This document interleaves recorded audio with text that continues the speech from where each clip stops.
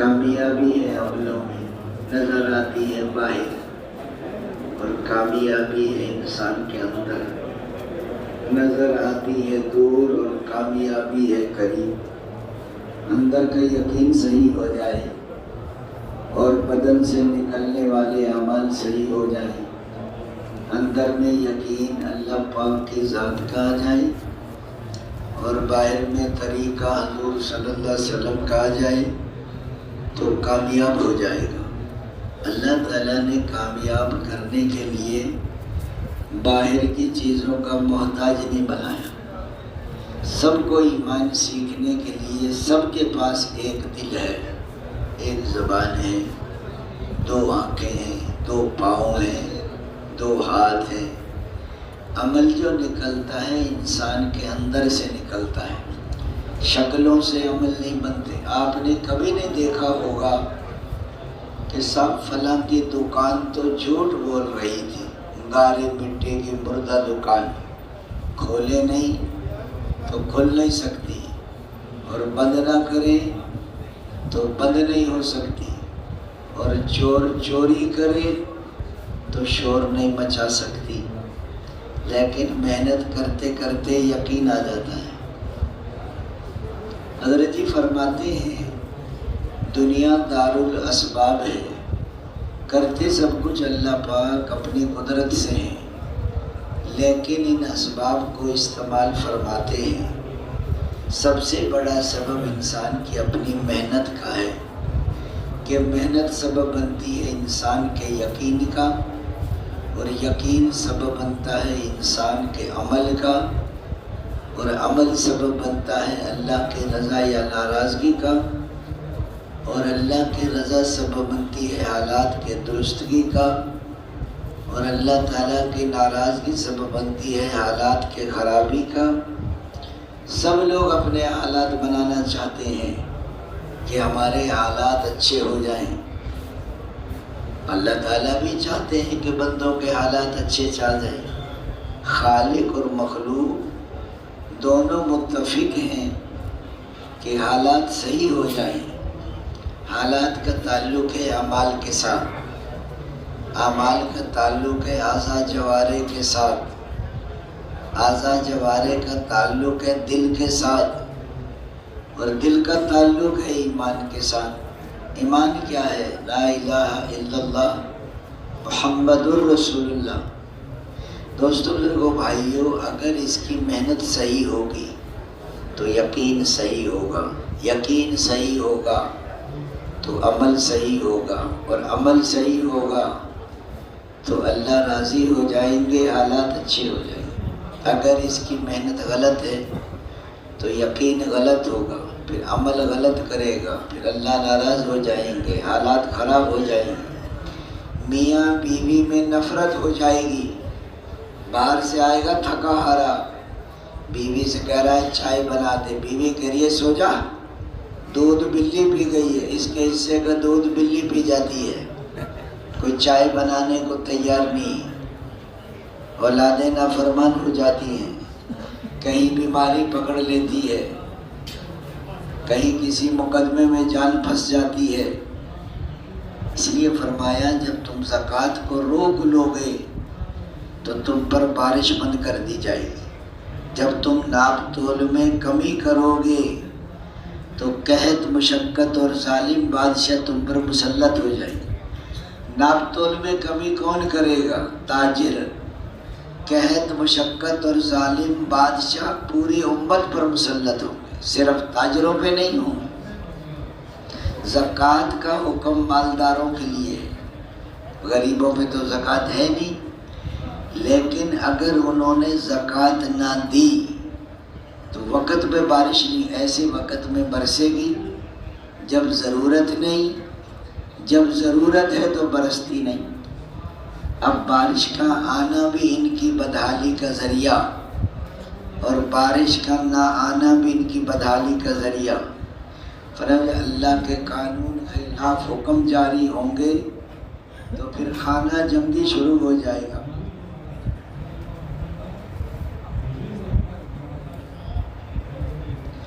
فرمایا جب اللہ کے قانون کے خلاف حکم جاری ہوں گے تو خانہ جنگی شروع ہو جائے گی، اموات کی کثرت ہو جائے گی۔ فرمایا جب وعدہ خلافی کریں گے تو دوسری قومیں ان پر مسلط ہو جائیں گی جو ان کے مال و متاع کو لوٹ لیں گے۔ جب فحش بدکاری بڑھ جائے گی تو نئی نئی بیماریاں پیدا ہو جائیں گی۔ جب آدمی شریعت کے احکامات کو توڑتا ہے تو تکوینی احکامات ان کی مخالفت میں آ جاتے ہیں۔ ایک ہیں تشریعی احکامات جن کو شریعت کے احکامات کہتے ہیں، وہ انسانوں کی طرف متوجہ ہوتے ہیں۔ ایک ہے تکوینی احکامات جو انسان اور جنوں کے علاوہ مخلوق متوقع ہوتے ہیں، یعنی جیسے پانی ہے، زمین ہے، سمندر ہے، ہوائیں ہیں۔ اگر لوگ شریعت کے احکامات پر صحیح چلیں تو ساری مخلوق کو حکم ملتا ہے ان کے فائدے کے لیے استعمال ہو جاؤ۔ جب یہ شریعت کے احکامات کو توڑتے ہیں تو پھر اللہ تعالیٰ باقی مخلوقات کو حکم دیتا ہے کہ ان کے لیے نقصان کرو۔ بارش آئے گی تو ان کا نقصان کرے گی، پانی آ رہا ہے، سیلاب لا رہا ہے، زمینوں میں زلزلے آ رہے ہیں، آسمانوں سے بجلیاں گر رہی ہیں۔ اللہ تعالیٰ جھٹکا دیتا ہے، کیوں دیتا ہے؟ تاکہ یہ بدل واپس آ جائے، توبہ کر لیں، زندگی بدل لیں۔ اے ایمان والو، موت سے پہلے موت کی تیاری کر لو۔ جب موت کا وقت آ جاتا ہے پھر ہرگز مہلت نہیں ملتی۔ ہاں، پھر آدمی کہتا ہے میں توبہ کر لیتا، میں صدقہ دے دیتا، میں نیک لوگوں میں ہو جاتا۔ اب پچھتائے کیا ہو جب چڑیا چگ گئی کھیت۔ آج موقع ہے، آج توبہ کر سکتے ہو، زندگی بدل سکتے ہو۔ یہ مال و متاع کی مشغولی اور اہل و عیال کی مشغولی ایسی چیزیں ہیں جو آخرت کی تیاری میں کوتاہی کا سبب بنتی ہیں۔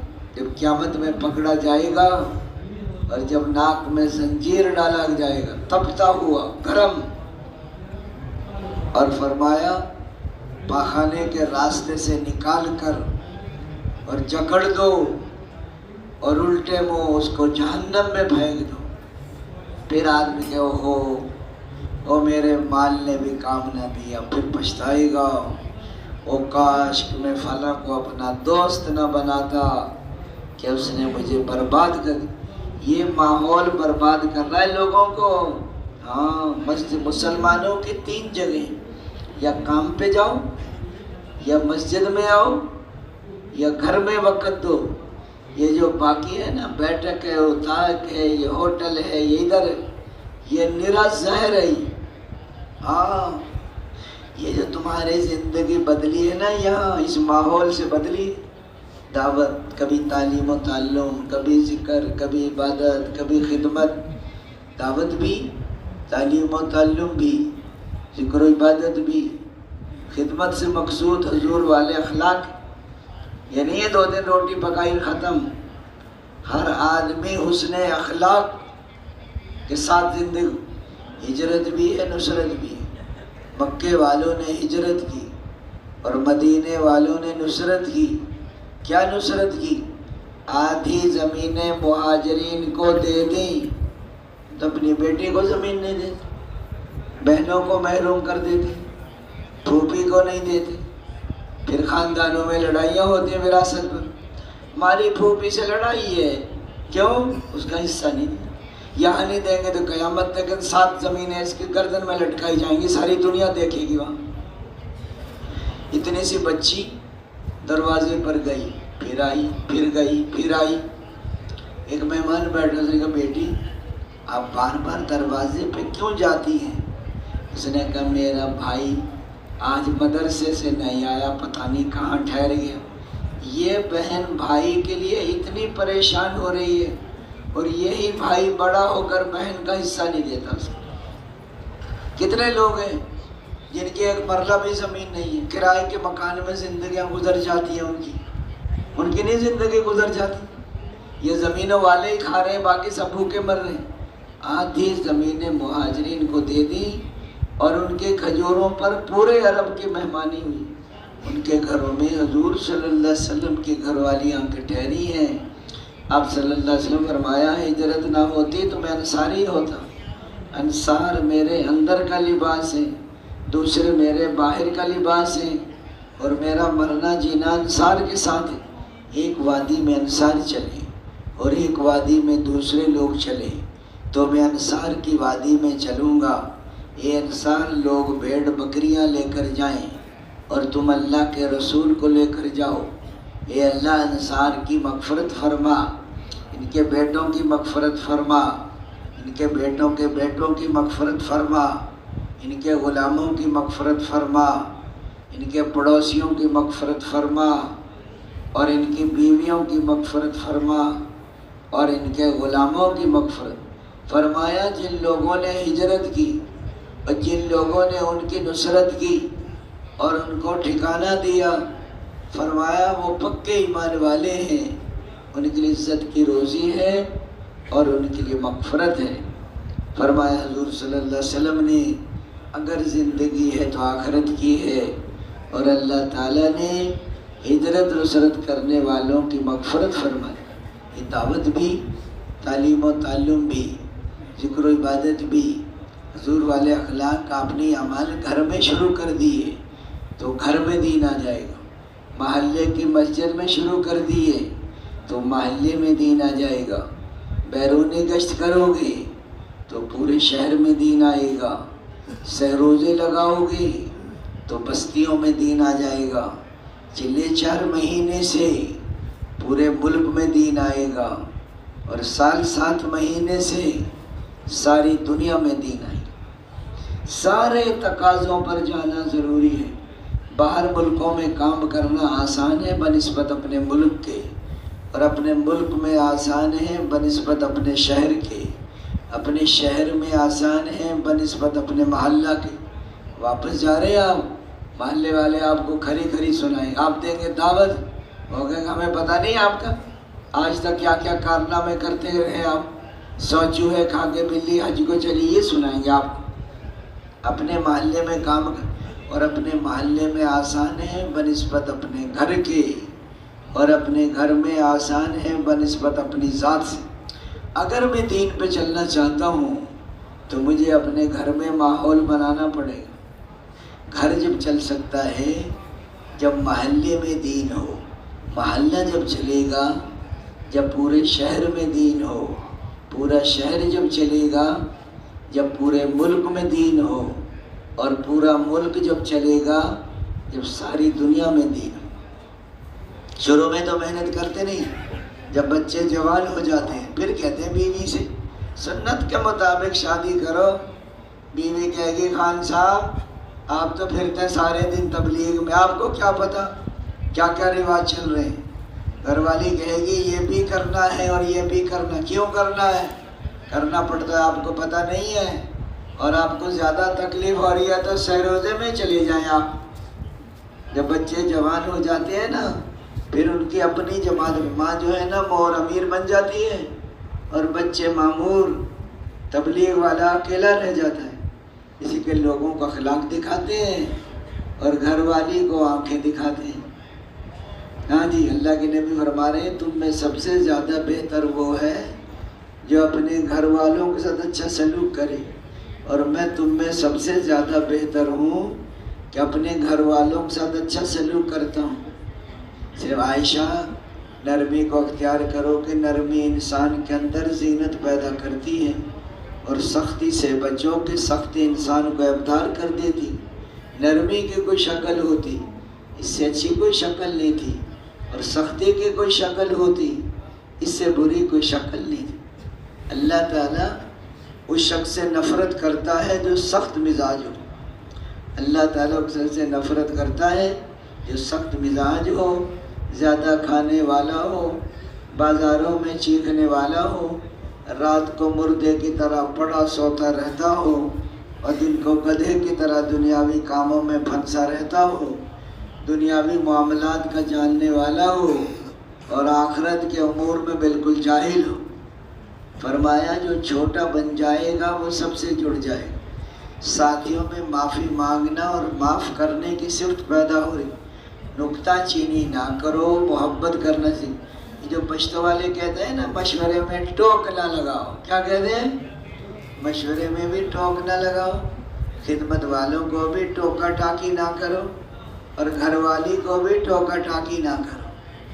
ہاں جی، یہ جو نکتہ چینی ہے ٹوکا ٹاکی کہیں بھی اچھی نہیں ہے۔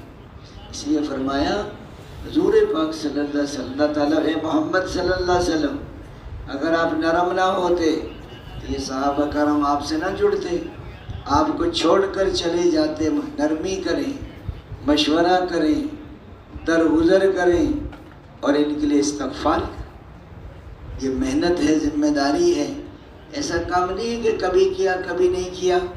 جیسے یہ پشتو والے جن کو ملنگ کہتے ہیں، فقیر پیسے مانگتے ہیں تو کبھی دیتے ہیں کبھی نہیں دیتے، کبھی کہ بابا معاف کرو کہہ دیتے ہیں نا فقیروں کو، اور اگر گھر والی پیسے مانگے، کور والی کے گھر میں آٹا دال سبزی نہیں ہے تو گھر والی کو کہہ دیں کہ معاف کرو۔ آپ صبح کہہ دیں معاف کرو، پھر شام کو گھر میں داخل نہیں ہو سکتے ہو، کیونکہ معصوم بچوں کو خرچہ دینا یہ ذمہ داری ہے، چاہے مزدوری کریں، چاہے قرض لیں، چاہے ادھار سامان لے۔ جو یہ کام نہیں کر سکتا اس کے لیے حکم یہ ہے کہ وہ شادی نہ کرے، وہ مسجد کے کونے میں بیٹھا رہے، تسبیح پڑھتا رہے، روزے رکھتا رہے۔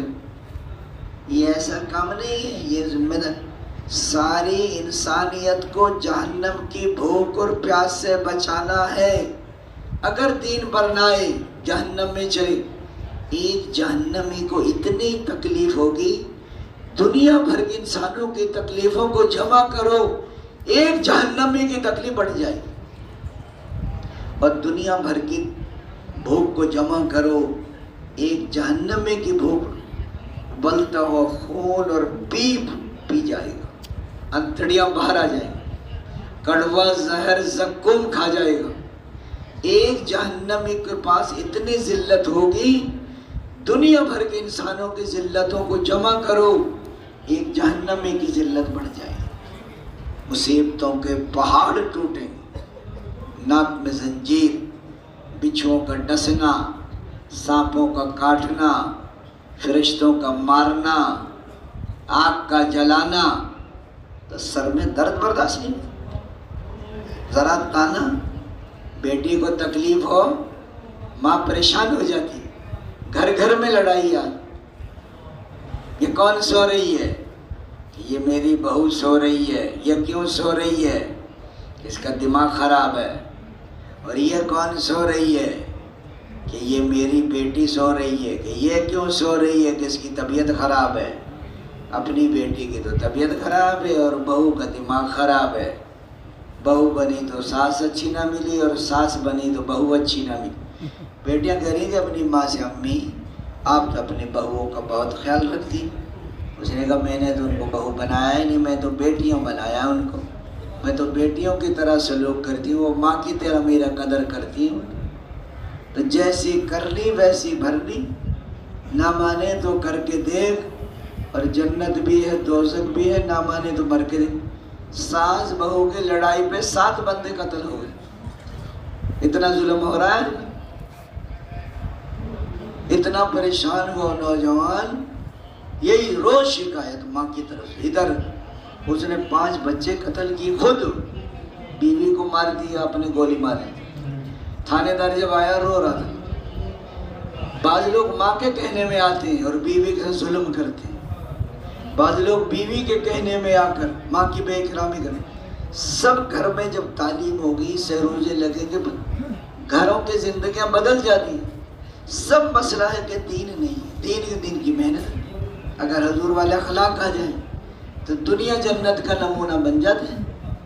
ہاں جی، اللہ نے بیوی کو وہ احکامات دیے ہیں جو خاوند خوشحال ہو جائے۔ بیوی اپنے دین پر چلے تو خاوند خوشحال، خاوند کو وہ احکامات دیے ہیں بیوی کے متعلق کہ بیوی خوشحال ہو جائے۔ بیوی کے لیے حکم ہے خاوند کی تعظیم کرو، خاوند کے لیے حکم ہے کہ بیوی کو کسی قسم کی تکلیف نہ پہنچاؤ اور ان کی ضرورتوں کا خیال رکھو۔ بچوں کے لیے حکم ہے کہ ماں باپ کی فرما برداری کرو۔ ماں باپ کے لیے کیا حکم ہے کہ بچوں پہ شفقت کرو، سختی نہ کرو۔ ہم سختی کریں، اللہ کے نبی فرما رہے ہیں اپنی اولاد کا اکرام کرو۔ حضرت فاطمہ تشریف لائی تو حضور کے استقبال میں کھڑے ہو گئے، ان کو جگہ دی، ان کی پیشانی مبارک کا بوسہ لیا ان نے۔ ہم سختی کرتے ہیں اولاد۔ حضور پاک صلی اللہ علیہ وسلم اتنے اچھے اخلاق، حضرت انس رضی اللہ عنہ کہتے ہیں کہ 10 سال میں نے حضور کی خدمت کی، آپ صلی اللہ علیہ وسلم نے مجھے کبھی اف تک بھی نہیں کہا۔ یعنی مدینے کی گلی میں حضور کی انگلی کوئی پکڑ لیتا اور حضور کو انگلی پکڑ کر گلیوں میں لیے پھرتا، اس سے انگلی نہیں چھڑاتے تھے۔ ہاں تو حضور صلی اللہ علیہ وسلم والے اخلاق ہے کہ جو ظلم کرے اسے معاف کر دو، جو تعلق توڑے اسے تعلق جوڑو، جو محروم کرے اسے عطا کرو۔ یہ اولین آخرین کے اخلاق ہیں۔ دینے کا جذبہ ہو، لینے کا جذبہ نہ ہو۔ دینے کا جذبہ ہوگا تو محبت پیدا ہوتی ہے، لینے کا جذبہ ہوگا تو عداوت اور دشمنی پیدا ہوتی ہے۔ لینے کا جو اچھا جذبہ ہے، اللہ سے لینے کا جذبہ ہو، مخلوق کو دینے کا جذبہ ہو۔ عبادت کے ذریعے سے لینا ہے، اخلاق کے ذریعے سے دینا ہے۔ اپنے بچوں کو بھوکا سلا رہے ہیں اور کھانا مہمان کو کھلا رہے، عمل بنا رہے ہیں، ان کے شان میں قرآن نازل ہو رہا ہے۔ آج کل کیا ہے، 2 آدمیوں نے کھانا کھایا اور دونوں کھانا کھا کے رونے بیٹھ گئے۔ کیوں رو رہے ہیں؟ وہ جی میرے تو دانت نہیں تھے، اس کے دانت تھے، کھانا یہ کھا گیا دانت والا۔ دانت والے سے پوچھا تو کیوں روتا ہے؟ اس نے کہا جی میں کیوں نہ رو، مجھے تو چبانے میں دیر لگی، یہ نگل گیا، اس کے تو دانت ہی نہیں تھے۔ منہ میں ڈالا اندر اور منہ میں ڈالا اندر۔ غریب کہہ رہے ہیں امیر کھا گئے، امیر کہہ رہے ہیں غریب کھا گئے، شہر والے کہہ رہے ہیں دیہات والے کھا گئے، دیہات والے کہ یہ کھا گئے۔ تو صحابہ کرام کے اندر تو دینے کا جذبہ تھا۔ ایک نوجوان آیا کوئٹہ سے میرے پاس کہ میرے والد نے مجھے گھر سے نکال دیا۔ میں کہ کیوں نکالا ہے؟ کہ میں نے والد کے خلاف گواہی دی ہے عدالت میں۔ میں کہ کیا دی ہے؟ میرے والد نے کسی کی زمین پر ناجائز قبضہ کر رکھا تھا، مجھے عدالت میں لے کے گئے کہ یہاں گواہی دو یہ زمین ہماری ہے۔ میں جج صاحب کے پاس گیا، میں نے کہا جج صاحب میں جھوٹ نہیں بولتا، یہ زمین ہماری نہیں ہے، یہ دوسروں کی ہے، ابا جان نے ناجائز قبضہ کیا ہوا۔ ابا جان کو آیا غصہ، مجھے گھر سے نکال دیا، میں بستر اٹھا کر راویڈ آ گیا۔ میں کہا تو نے بہت اچھا کیا۔ اگر یہ اخلاق اور معاملات مسلمانوں کے صحیح ہو جائیں، سارے غیر مسلم آج اسلام میں داخل ہیں۔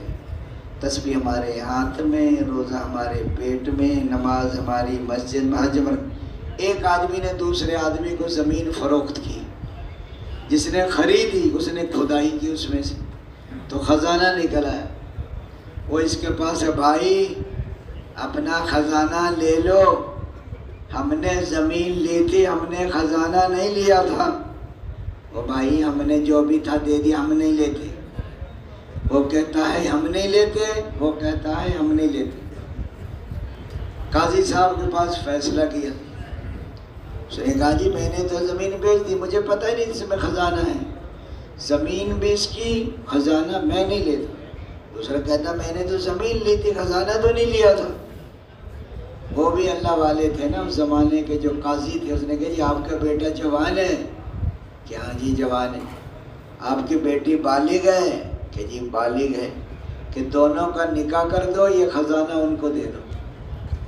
آج کل کا کوئی افسر ہوتا، اس نے کہا تم گھر جاؤ، یہ سرکاری مال ہے سارا۔ ایک افسر تھا، وہ بہت رشوت لیتا تھا، تو اس کے پڑوس میں ایک بوڑھی اماں رہتی تھی۔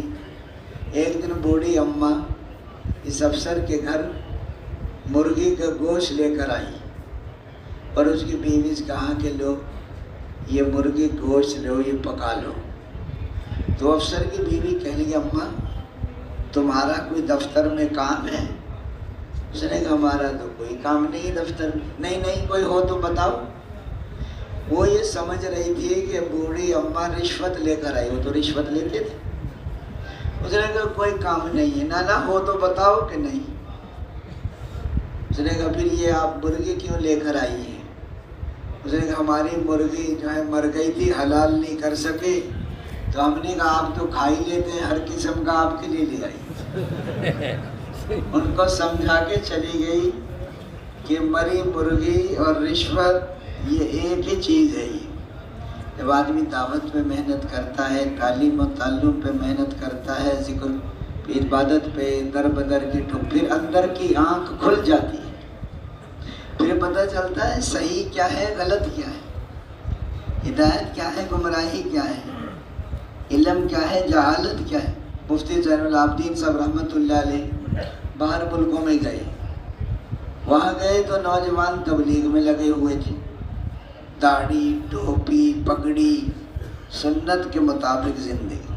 ان کے جو والدین تھے نا، والد چچا تائے، پینٹ شرٹ، نہ داڑھی نہ ٹوپی نہ نماز نہ لینا نہ دینا۔ مفتی صاحب سے کہہ رہے ہیں مفتی صاحب تو کہ ان نوجوانوں نے اپنا کیا حال بنا، حال تو بوڑھوں کا خراب تھا، ان کو الٹا نظر آ رہا تھا۔ جب دل میں اندھیرا ہوتا ہے نا پھر الٹا نظر آتا ہے۔ مفتی صاحب کہنے لگے میں نے سوچا کہ حال تو ان کا بوڑھوں کا خراب ہے اور یہ کہہ رہے ہیں کہ نوجوانوں نے کیا حال، میں سوچا ان کو میں کیسے سمجھاؤں۔ پھر مجھے قصہ یاد آیا ہے، میں نے ان کو سمجھایا کہ ایک انگریز تھا، اس نے صبح دفتر جانے سے پہلے، ڈیوٹی پہ جانے سے پہلے باورچی کو 1 کلو مرغی کا گوشت لا کے دیا کہ دوپہر کے لیے پکا لینا۔ جب دوپہر کو دفتر سے آیا وہ تو مرغے کے بجائے دال پکی ہوئی تھی۔ اس نے کہا مرغی کا کیا ہوا؟ اس نے کہا مرغی تو بلی کھا گئی۔ وہ دال روٹی کھا رہا تھا، وہ بلی بھی آ گئی، گھر کی بلی تھی چھوٹی سی میز کے نیچے۔ انگریز نے کہا اس بلی کو پکڑ لو، اس نے پکڑ لیا باورچی نے۔ اس نے کہا ترازو لے کر آؤ، وہ ترازو لے آیا، اس کو ترازو کے پلڑے میں رکھو، اس کا وزن کرو۔ جب اس کا وزن کیا تو وہ 1 کلو کی بلی تھی۔ اس نے کہا اگر یہ بلی ہے تو مرغی کہاں ہے، اور مرغی ہے تو بلی کہاں ہے؟ آپ کہنے سے 1 کلو گوشت کھایا ہے، یہ تو ساری 1 کلو کی، اس کا سر بھی ہے، اس کے پاؤں بھی ہیں، اس کی انتڑیاں بھی ہیں۔ وہ پھنس گیا بیچارہ باورچی۔ اب بلی تو بولتی نہیں ہے نا، وہ تو اس کے سر لگا دی۔ اس نے کہا جی میں نے مرغی پکانا شروع کی، میں نے پکاتے پکاتے سوچا بھی ایک بوٹی تو دیکھوں گلی ہے کہ نہیں گلی، تو میں نے جو 1 بوٹی کھائی مجھے آیا مزہ، ساری بوٹیاں کھا گیا۔ اور یہ جو مسالہ تھا نا اس میں دال ابال کے رکھ دیا، بتانا پڑا۔ پھر مفتی صاحب نے ان سے کہا بوڑھوں سے آپ بتائیے کہ جی آپ صحیح ہیں تو نوجوان کیا ہیں، اور اگر وہ صحیح ہیں تو آپ بوڑھے بھی مان گئے کہ ہم غلطی پر ہیں، جیسے باورچی مان گیا نا۔ جب آدمی دعوت پہ تعلیم محنت کرے گا پھر اندر کی آنکھ کھل جاتی ہے۔ آج دوستوں جماعتوں میں محنت نہیں ہے، آج کل سونے کھانے کا بڑا اہتمام ہو رہا ہے، نہ کوئی نقد جماعتیں نکل رہی ہیں، گھنٹے 2 گھنٹے کی گشتیں ہو رہی ہیں، گھنٹے 2 گھنٹے میں تو چڑیا کا بچن، اور یہ سارا دار و مدار ہمارے اوپر ہے۔ ہم پرانے ہیں، ہم جانتے ہیں، نئے مجمع کو جس رخ پر ڈالو گے بھیجا۔ دوستو جہاں یہ کام ہے ثواب کا، وہ ذمہ داری بہت بڑی، امیر فکر مند، جماعت فکر مند۔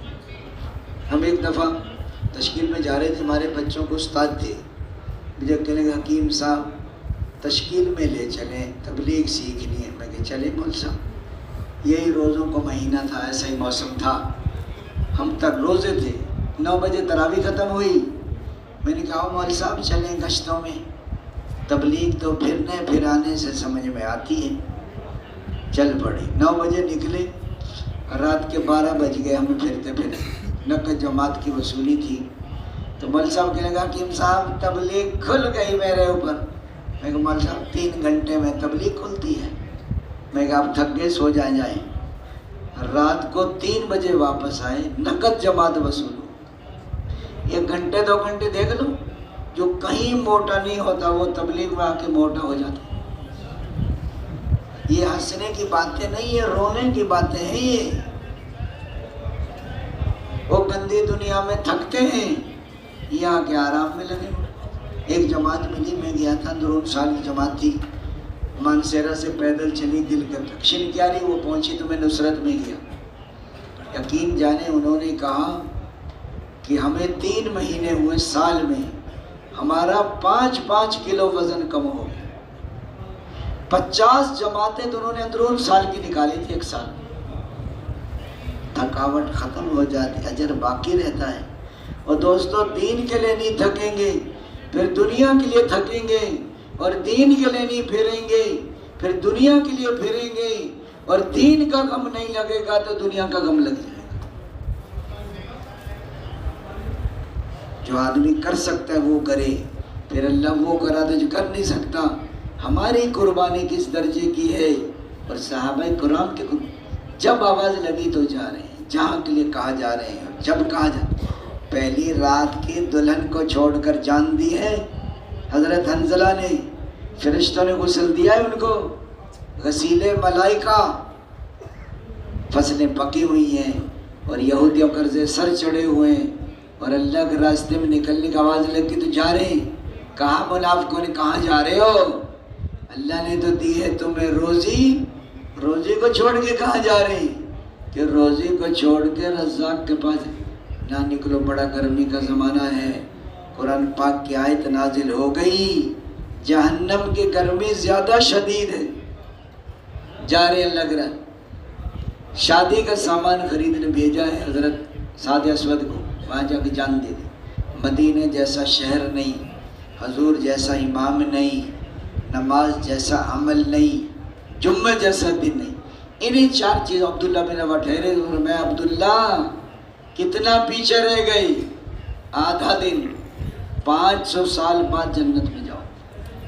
دوستو ہم اگر فکر مندی سے کام کریں گے، نکلنے کے زمانے میں جماعت پر محنت کریں، دعوت پر، نقد نکالنے پر، اور واپس جا کر اپنی اپنی مسجدوں کو آباد کرو۔